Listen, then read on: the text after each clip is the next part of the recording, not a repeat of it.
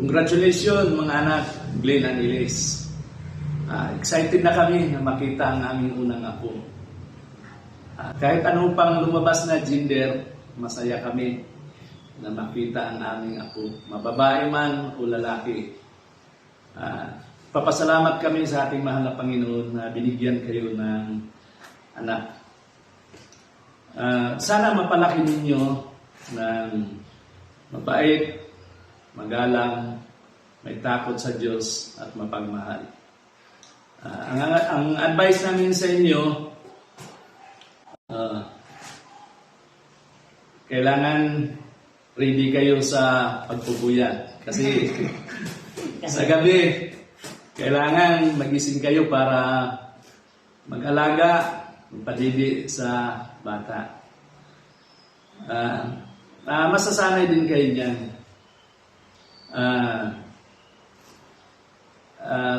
Tulad ng pagpalaki na namin sa inyo, Glenn, na mabait, magalang, may respeto sa magulang at mapagmahal.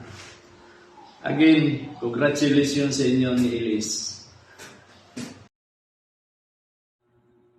To my daughter and son-in-law, congratulations. Like anak, the most magical day of my life was the day I became your mom. And now, it's your turn to experience the joy and magic of raising your own baby. I'm so proud of the amazing woman you have become. And I know you will be an incredible mom.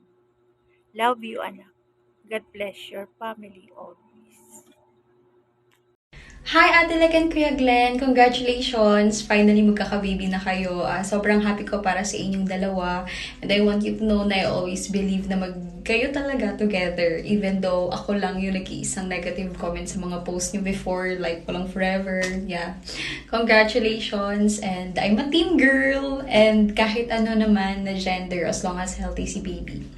Again, congratulations! Mag-iingat kayo palagi dyan. I love you both so much. Congratulations, Tita, like Tito Glenn. See you soon sa bago kong pinsan. Congratulations on your baby, like and Glenn. I'm so happy nung nalaman ko na pregnant na kayo. And I know na magiging maayos at mabuti at the best kayong parents para sa inyong baby at future baby. Hi, Lek! Hi, Glenn! Congrats sa inyo. Magiging mami at daddy na rin kayo. Siyempre, ang wish lang namin sa inyo, lalo na sa ulit, safe delivery, then gabayan kayo ni Lord na maging normal si baby, normal yung panganganak mo ulit. Then, pray lang. Siyempre, andiyan ka na rin sa mother era mo.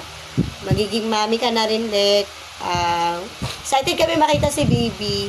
Then, siyempre, Glenn, pag may baby na kayo, adjustment, syempre, na lalo na sa pagtulog, pag may baby na, bigayan lang, and yun lang, good health, and God bless sa inyo. Lek, mag-isip sana yung panganganak mo, yun nga, gaya na sinabi ni Mami, maging bigayan lang pag may baby na, mayroon kasi mag-alaga pag gabi, madaling araw, pupuyat kayo niyan, lagi kayong pupuyat kayo. Yun lang, maging safe din sana maging healthy sana si baby.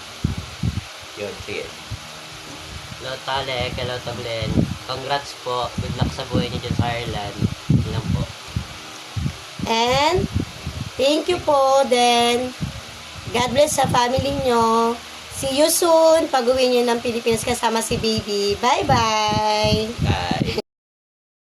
Hello po, Tita Laklak and Tita Glenn. Congratulations po. I'm so happy for you both. And your baby is such a beautiful blessing po. And I'm team girl po. Congratulations. God bless you po. To my ate, I just wanted to say how happy I am para sa inyo ni Kuya Glenn, since ikaw yung tipo ng tao na sobrang selfless and someone who cares for others. And tumayo ka bilang second mom ko na din, sister, and a best friend. And alam mo yung mga dapat sabihin na makakapagpasaya sa isang tao. That's why I know na you're gonna be an amazing mom. yun lang, sobrang excited na kami makita yung baby mo. Miss ka na din namin. Ingat kayo palagi dyan. Anju. Tito Lek. Tito Glenn. On your baby.